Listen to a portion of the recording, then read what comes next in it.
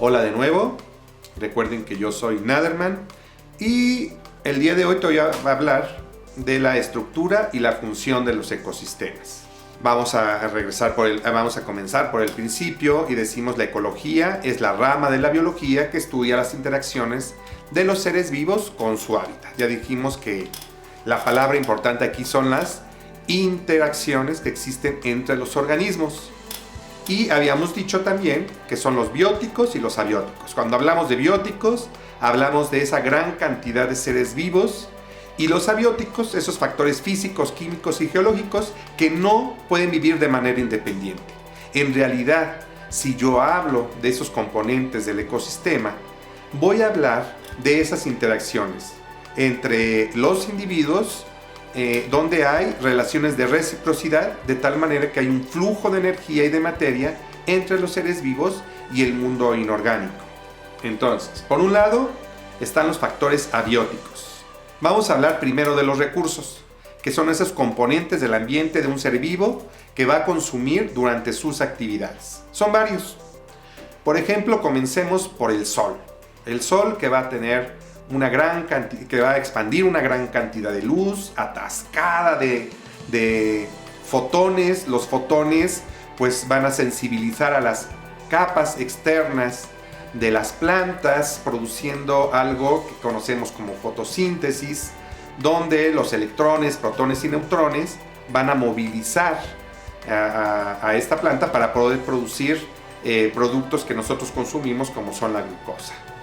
Por otro lado está el agua que es muy importante para cualquier ser vivo. No podemos encontrar un ser vivo que no pueda vivir sin agua. Nosotros los seres humanos, por ejemplo, el 70% de nuestro cuerpo es agua y en él se llevan a cabo pues una gran cantidad de funciones trasladándose por nuestra sangre. El dióxido de carbono producido por nosotros los animales o por otras instancias como puede ser una montaña, etc. Y el oxígeno que producen las plantas. Otros recursos son las sales inorgánicas o los tipos de suelos. Por ejemplo, podemos encontrar un suelo yesoso, salino, un suelo negro que le conocemos como franco. Y por otro lado, dentro de los mismos factores abióticos tenemos las condiciones, que son esos factores ambientales que van a variar y que van a provocar una respuesta en las poblaciones. Tener una temperatura muy alta o muy baja, ¿verdad? Un relieve, no es lo mismo estar en una montaña a 45 grados que estar en un valle a 180 grados. La salinidad, el pH, la humedad, el clima de cualquier ecosistema puede ser variable y esto va a determinar, por supuesto, la distribución de los organismos y las adaptaciones a lo mismo. La latitud no es lo mismo vivir sobre la Ciudad de México a 2.480 metros sobre el nivel del mar que vivir en Acapulco, en un lugar que tiene 0 metros. Entonces las condiciones también tendrán que ser diferentes. Y por otro lado tenemos a nuestras plantas, que son los iniciadores de ese flujo de energía. Las plantas van a convertir la energía en biomasa. Y este material, que es a la energía almacenada, se va a transferir a otros niveles tróficos que comprenden, por ejemplo, a los herbívoros, que después irá hacia otro flujo que son los carnívoros y finalmente a los descomponedores. Vamos a hablar entonces de ese flujo de energía en las relaciones tróficas, en las relaciones de alimento. Entonces, en primer plano están los productores. Hablamos de plantas, hablamos de algas y también, ¿por qué no?, de cianobacterias. Todos estos tienen pigmentos fotosintéticos y van a producir la base de la alimentación. El siguiente nivel ya van a ser los consumidores primarios. Y de primera instancia ponemos a los herbívoros. Ponemos a estos organismos que se van a alimentar de la biomasa que produjo los productores. Puede ser el pasto, puede ser las ramas, pueden ser algas, habíamos dicho, etc. El siguiente nivel, vamos con los consumidores secundarios, los carnívoros. Estos, como su nombre lo dice, se alimentarán de carne y, como pudiéramos imaginar, van a tener colmillos que le van a servir para desgarrar la carne de la cual se van a estar alimentando.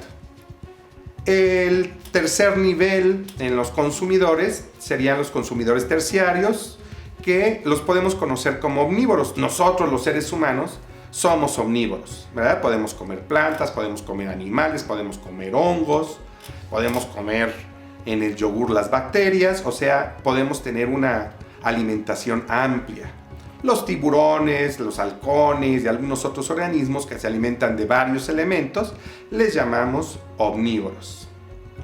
Finalmente, vienen los desintegradores. Los hongos, las bacterias, los protozoarios y los nemátodos son ejemplos de microorganismos que van a desintegrar los elementos de un pedazo de carne, de una planta, y lo van a pulverizar, ¿verdad? De tal manera que quede a manera de elementos y se queden suspendidos o se queden sobre el suelo para ser utilizados posteriormente por otros organismos que los puedan necesitar.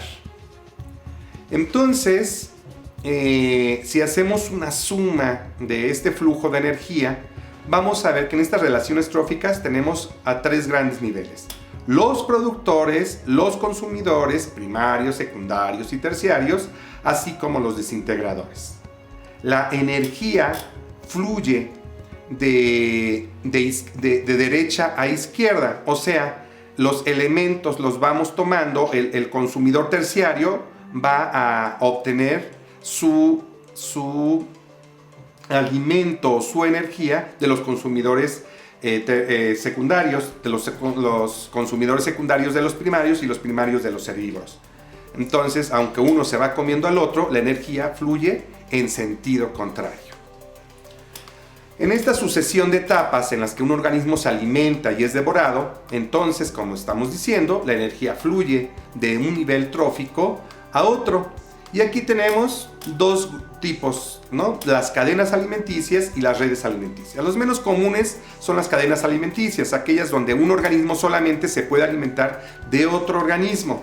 Pero la realidad, ¿verdad?, son las redes alimenticias, que van a ser los más comunes, dijimos, y podemos encontrar en esta imagen, por ejemplo, vemos que el pasto es esa parte del nivel de productores que le va a dar alimento a los conejos, a lo mejor a los saltamontes, a lo mejor a los ratones con las semillas, ¿verdad? Pero estos van a ser presa, estos herbívoros van a ser presa de otros organismos que se van a alimentar de ellos: una culebra, un gorrión, un halcón, una araña, etcétera, etcétera. Entonces la energía va fluyendo de niveles bajos a niveles más altos y va pasando desde los productores a consumidores primarios, luego secundarios, puede ser que a lo mejor terciarios, hasta llegar a los descomponedores.